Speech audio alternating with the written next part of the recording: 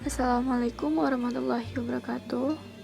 Hello everyone, perkenalkan nama saya Putri Sartika dengan NPM 20110808253, kelas F Prodi Bimbingan Konseling Pendidikan Islam, mata kuliah Sejarah Peradaban Islam dengan dosen pengampu Bunda Asma Dewi MPDI. Di sini saya akan menceritakan kisah tentang salah satu tokoh Khulafaur Rasyidin, yakni Abu Bakar Asy-Syiddiq radhiyallahu anhu.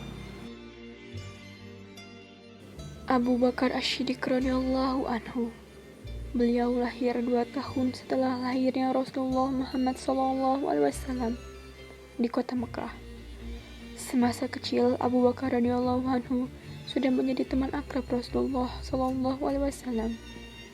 Keduanya memiliki sifat yang sama, yakni jujur, tidak suka berbuat kejelekan, tidak menyembah berhala, dan tidak suka minum khamr. Bahkan pekerjaannya pun sama. Abu Bakar adalah seorang pedagang. Beliau adalah seorang pedagang yang semua kekayaannya digunakan untuk kepentingan dakwah Islam. Pada saat masuk Islam, Abu Bakar Asy-Syiddiq sudah memiliki 40.000 dirham. Semuanya disumbangkannya untuk dakwah Islam dan membebaskan budak-budak muslim. Rasulullah SAW paling banyak menggunakan harta Abu Bakar Asy-Syiddiq. Beliau bersabda, "Tiada harta yang lebih bermanfaat bagiku kecuali hartanya Abu Bakar." Pada suatu hari Rasulullah SAW menganjurkan para sahabat untuk bersedekah. Saat itu Umar bin Khattab sedang memiliki harta, maka Umar pun segera pulang sambil berkata, "Hari ini, walaupun hari ini saja, aku akan mendahului kebaikanmu Abu Bakar." Umar pulang sambil mengambil separuh hartanya, lalu menemui Rasulullah SAW. Sesampainya di hadapan beliau, Umar ditanya, "Berapa yang kamu tinggalkan untuk keluargamu?" "Sebesar yang aku infakkan ya Rasulullah."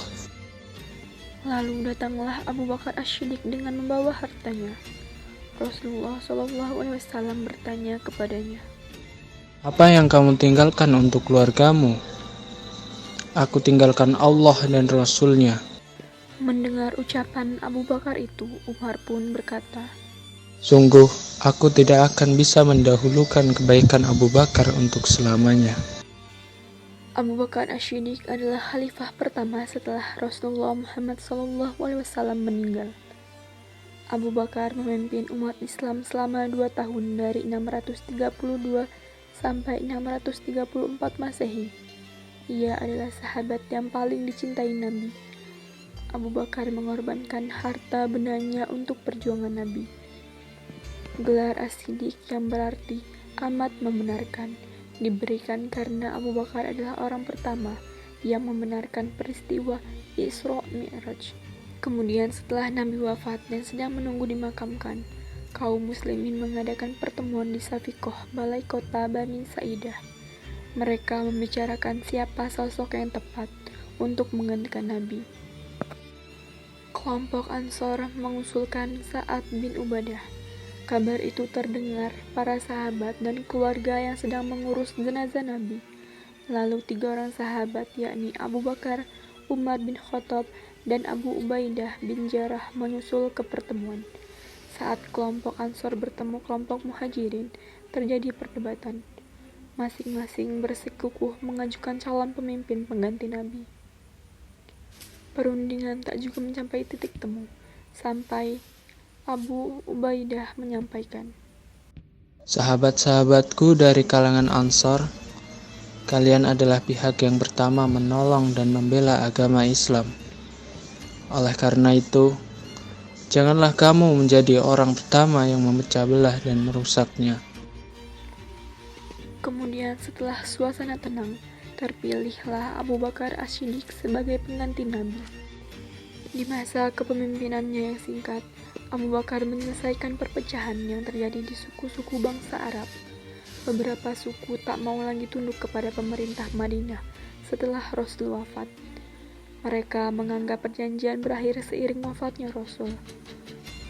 Abu Bakar menyelesaikan perpecahan ini lewat perang Riddah atau perang melawan kemurtadan. Panglima yang berjasa memimpin perang yakni Khalid ibnu Al-Walid. Hal lain yang dihadapi Abu Bakar yakni orang yang tak mau membayar zakat dan orang-orang yang menganggap dirinya sebagai nabi pengganti Muhammad. Abu Bakar juga mengumpulkan ayat-ayat suci Al-Quran yang disalin menjadi mushaf. Ia menjadikan ayat Al-Quran dan As-Sunnah sebagai hukum. Di akhir kepemimpinannya, Abu Bakar memperluas daerah kekuasaan dengan mengirim tentara keluar. Pada 634 Masehi, Abu Bakar mengirim Khalid bin Walid dan pasukannya ke Irak. Mereka berhasil menguasai Al-Hirah. Ia juga mengirim ekspedisi ke Suriah di bawah pimpinan 4 panglima perang, yakni Abu Ubaidah bin Jarrah, Amr bin As, Yazid bin Abi Sufyan, serta Syurahbil. Kemudian Abu Bakar wafat pada 23 Agustus 534 Masehi di Madinah. Ia dimakamkan di sebelah makam Nabi di Masjid An-Nabawi. Sebelum meninggal, Abu Bakar berwasiat kepada Umar bin Khattab. Umar pun dipilih menggantikan Abu Bakar Asy-Syiddiq radhiyallahu anhu.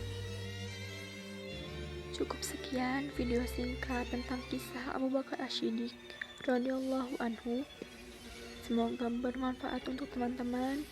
Kurang lebihnya saya mohon maaf. Saya akhiri, wassalamualaikum warahmatullahi wabarakatuh.